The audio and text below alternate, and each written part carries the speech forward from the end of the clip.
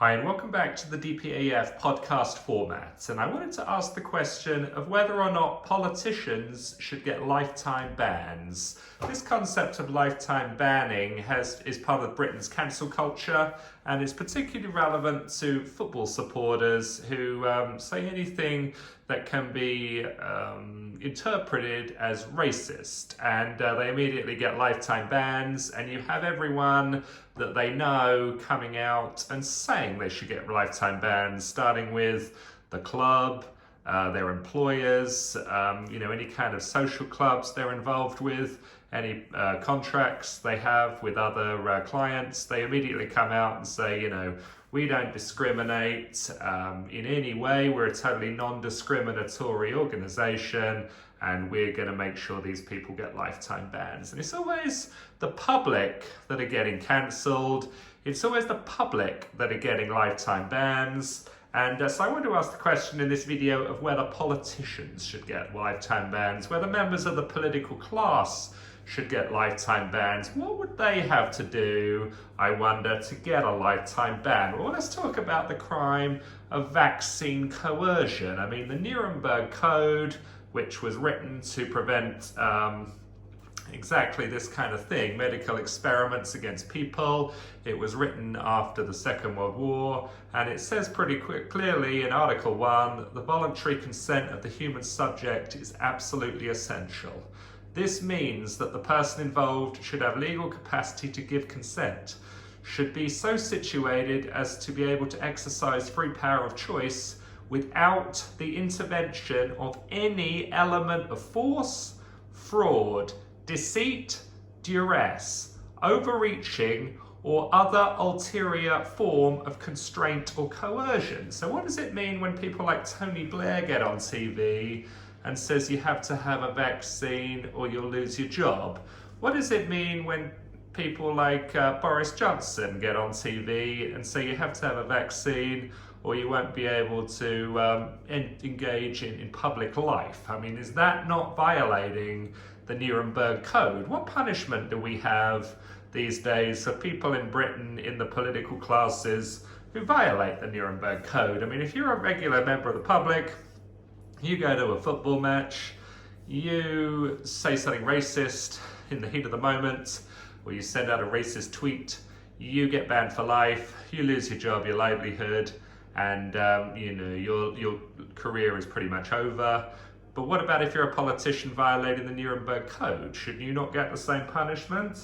What about, Matt Hancock? I mean, he's been fired essentially from his position as health secretary for violating the laws he created and imposed on other people. And now there's talk about him wanting to come back into public life. There's talk about him wanting to retain his seat in Parliament. Why do we not cancel him for life? Why doesn't he get a lifetime ban from Parliament, from healthcare, from any engagement with the public?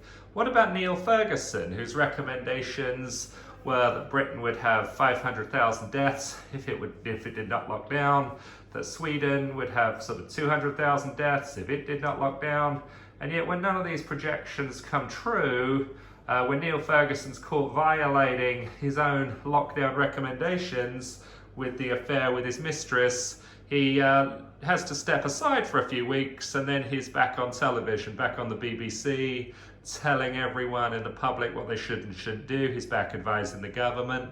Why does he not get a lifetime ban? Why does he not get totally cancelled like the people? Now, I'm totally against cancel culture, but I am for equal justice. Why is it unequal justice? Why is it the people get cancelled and lifetime banned, but the politicians do not? Going back to Hancock, there's been this story this week about how there's these raids on people's houses looking for CCTV evidence, or evidence that CCTV in Hancock's office was seized or taken or recorded.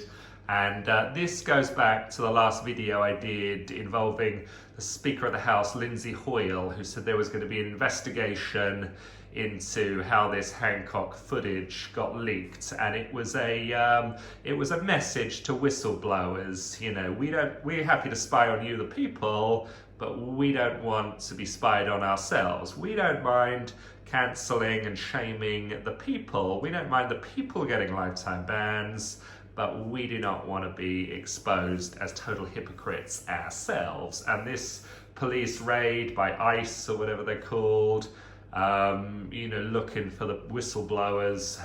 The Sun newspaper did a good pushback on this yesterday, and Boris Johnson's office tried to get involved, saying, oh yeah, we totally love whistleblowers. Of course, they like whistleblowers when it's convenient for them, when it's exposing things that are politically convenient for them. I mean, does Boris Johnson want to hire some whistleblowers to come and work with him in Downing Street? I don't think so. So it's coercion, it's threats from the government. Do not whistleblow against us. We're here to shame and expose the public.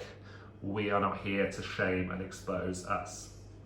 I suppose I can't end a video without pointing out another scandal involving a former Prime Minister. There's so many of them, and they're always involving money for them. And Theresa May was in the news this week, kind of screeching and screaming about cuts to the foreign aid budget, talking about how children were going to die or something in the third world, or they were going to starve if Britain did not keep spending foreign aid at the current level. But of course there was no mention of why she couldn't call China and ask them to pick up the slack, why she can't call Japan and ask them to pick up the slack, why she can't call America and ask them to pick up the slack. I mean, if Britain's going to cut its foreign aid budget by a few billion, why can't another country increase its foreign aid budget by a few billion, and then the third world are getting the same amount of giveaways from the first world that they are now? And the reason is because when it's Britain's foreign aid, that's how Theresa May gets money. That's how she gets paid. That's how she's able to go to corporations and give speeches for hundreds of thousands of pounds. It's all pay for play. It's all rewarding her for things she did in office, and paying her to use her influence in Parliament today. It's cash for access, and it's total and complete criminal fraud. And this is what our former Prime Ministers are all about. They make decisions in office to financially benefit them when they're out of office, and they're then totally unshameful about it. I mean, David Cameron was out there with Greensill, crony capital. Tony Blair's doing the vaccine coercion gig. Theresa May's doing the foreign aid gig.